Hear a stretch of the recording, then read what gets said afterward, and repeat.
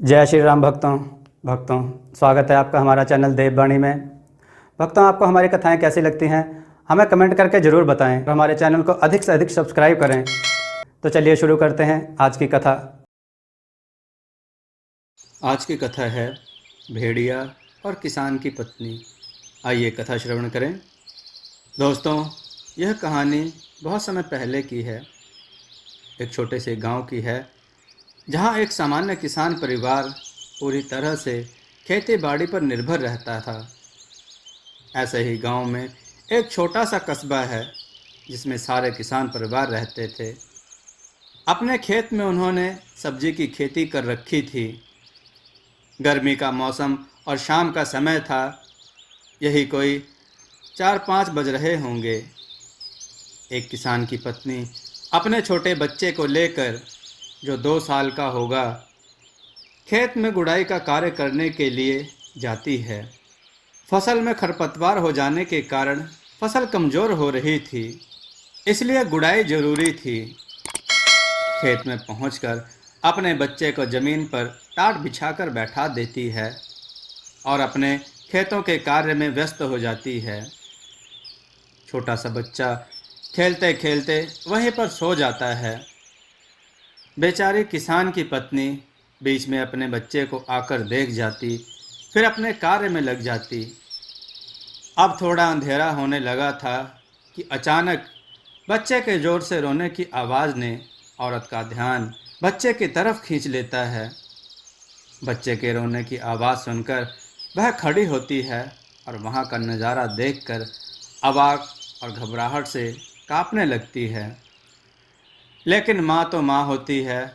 अपने बच्चे को इस हालत में देखकर वह ज़ोर से चिल्लाती हुई बच्चे की तरफ भागने लगती है। गांव और आसपास के लोग आवाज़ सुनकर उनकी तरफ दौड़ने लगते हैं। शिकारी भेड़िया घात लगाकर बैठा हुआ था और समय मिलते ही वह बच्चे को अपने जबड़े में उठाकर भाग रहा था।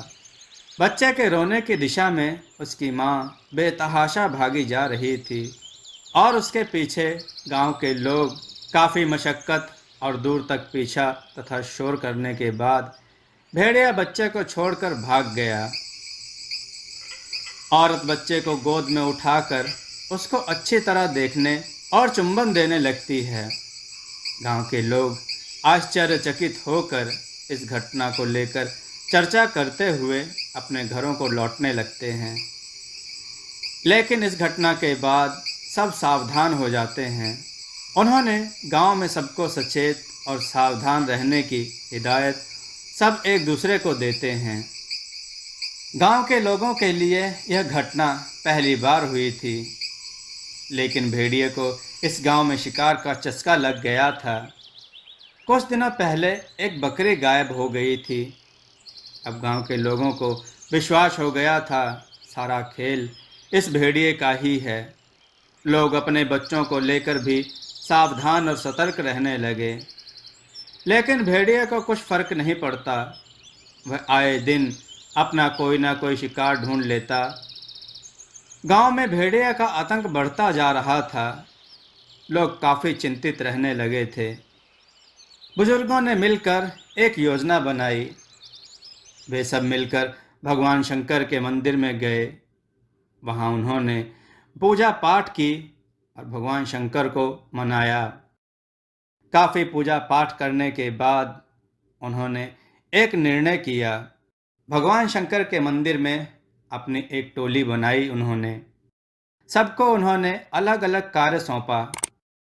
गांव के बाहर एक जगह में योजना के तहत एक बकरी को रात में बांधकर छोड़ दिया गया और सारे गांव के बुजुर्ग और नौजवान थोड़ी दूर जाकर छिपकर बैठ गए। चारों तरफ जाल लगा दिया गया। बकरी की आवाज़ सुनकर लालची भेड़िया दबे पांव धीरे धीरे उसकी तरफ आने लगता है। यहाँ पहले से ही तैयार गांव के लोगों ने जैसे ही भेड़िए को देखा, जाल फेंक कर पकड़ लिया। इसके बाद ग्रामीणों ने वन्य अधिकारियों को सूचना देकर भेड़िए को उनके हवाले कर दिया। उस दिन के बाद लोग निश्चिंत होकर रात में आराम से सो सके। मित्रों, ऐसे ही रणनीति बनाने से और भगवान में आस्था रखने से समस्याओं का समाधान आसान और सरल हो जाता है। दोस्तों, आपको यह कथा कैसी लगी? अपने विचार और सुझाव कमेंट में जरूर दें। हमारी कथाओं को लाइक करें, हमारे चैनल को सब्सक्राइब करना न भूलें। हमारी कथाओं को शेयर जरूर करें जिससे लोगों को अच्छा ज्ञान प्राप्त हो। जय श्री राम भक्तों।